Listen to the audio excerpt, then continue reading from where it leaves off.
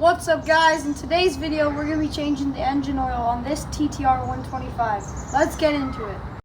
What you'll need for today's video is 1,000 milliliters of 10W30 or 10W40 oil, a bucket, a 17 millimeter socket, and a funnel.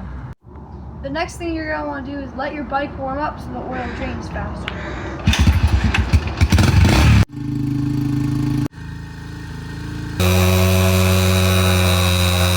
Some bikes are different, but on this bike, the bolt is located on the left side of the engine, and you're going to want to loosen it off with a 17 millimeter socket until oil starts to drain.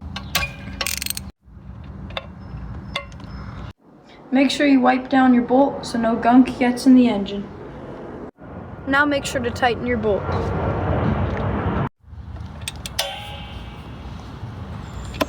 Next thing you're going to do is pour your oil in your engine.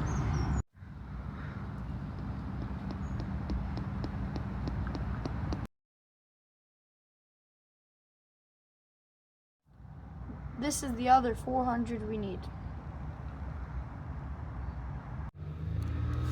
Thanks for watching, like and subscribe, and see you in the next one.